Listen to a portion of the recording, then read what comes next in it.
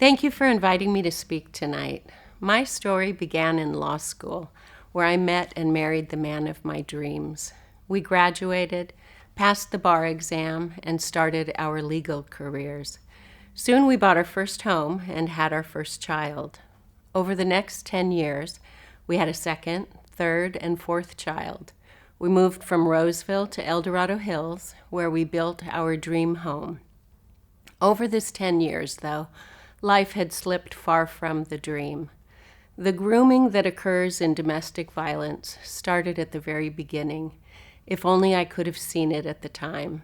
If he had hit me when we returned home from our honeymoon, I would have left without a second thought. I was very strong and independent when I married. But it doesn't happen like that. Things escalated so slowly that I was not aware. Over time, the balance of power shifted to a point that he had it all and I had none. When it finally occurred to me that I was in a situation that I needed to flee from, it was no longer safe to do so. I don't remember when it shifted, or if there ever was a time it would have been safe to leave him. His ego would never stand for being left, and I certainly could never have taken his children. Our relationship proves the frog story. If you drop a frog into a pot of hot water, it immediately jumps out. If you drop a frog into a pot of room temperature water and slowly turn up the heat, the frog will sit in the pot until cooked to death. The change in temperature is so gradual it is not noticed. In my case, one day did not feel different than the one just passed. And because of the escalating control and unpredictability, I was not able to step back to reflect and assess. I had his children, and I had been convinced to give up my career to stay home with the children. Having his children bonded me to him forever, and I had become financially dependent on him. These things standing alone were significant, but on top of that, my self-esteem was gone.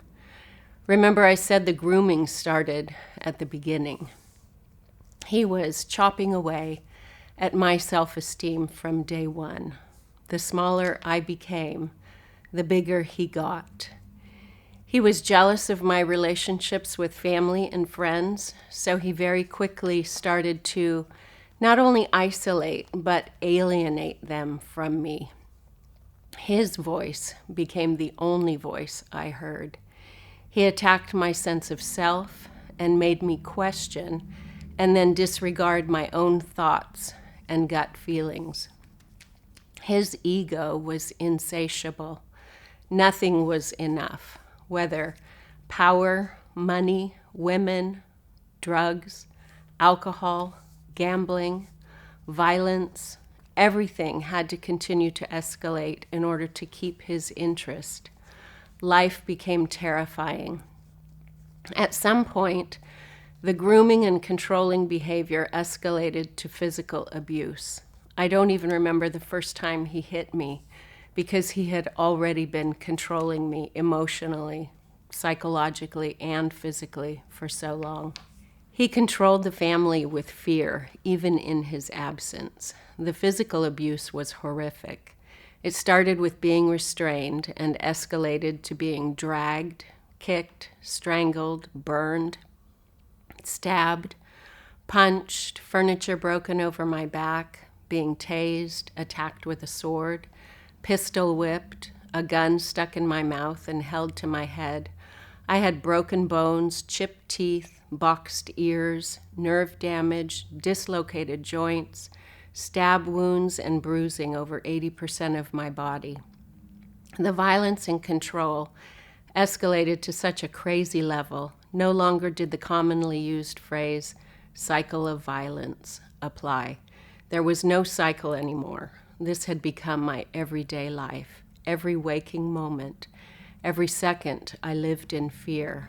He wore a holstered gun at all times in the house and held it pointed at me while he slept. I remember wishing He would kill me already, but thoughts of my children saved me from giving in, from wanting to die.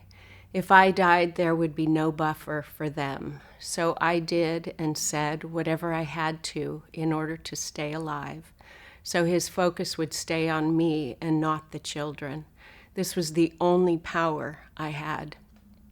It was not just physical abuse. He became obsessed with child molest and satanic cult ritualistic abuse. He studied books about it and became convinced that was my childhood. He tortured me for memories of my childhood molest, and when I said no, I had no such memories, I was brutally beaten and told what my memories were as he made them up. He kept me up night after night at gunpoint for memory-getting sessions. If I didn't say what he wanted me to say, I was punched suddenly in the face or attacked with a sword swung wildly. After months of this, I no longer knew which end was up. He was brainwashing me. He would beat me until unconscious and would make me believe whatever he said if I wanted to survive. I had no ability to step back and assess my situation with rational thought and make a plan. I was making minute-to-minute choices in a state of panic just to stay alive. My family was broken. My bones were broken. I was broken, and I needed help. Just as so many families like ours need your help now.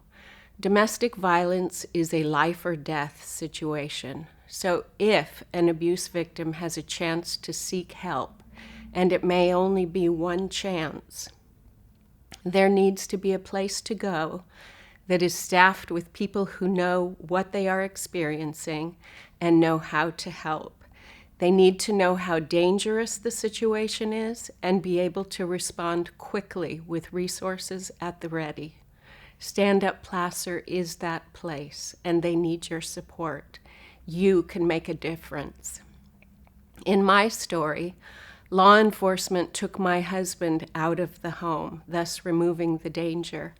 But the aftermath was just beginning. Life after the abuse was so hard.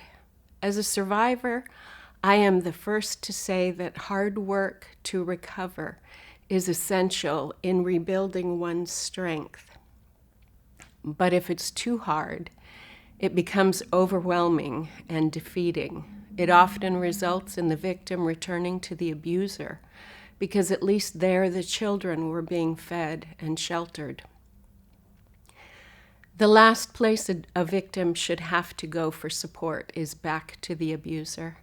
Financial assistance is essential because the victim most often leaves with nothing. Legal assistance is necessary to keep the abuser away and fight for custody of children. Crisis lines and counselors are so important to keep the survivor from returning to the abuser.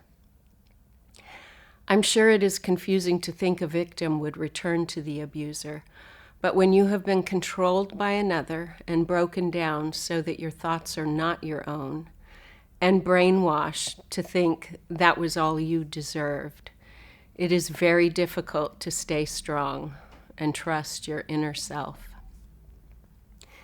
Counseling is essential. It is the only way victims can become survivors. Emergency shelter is also important. Huddling in a car cannot be sustained as a way out of the abuse. In fact, lack of food and shelter is often why victims return to the abuse.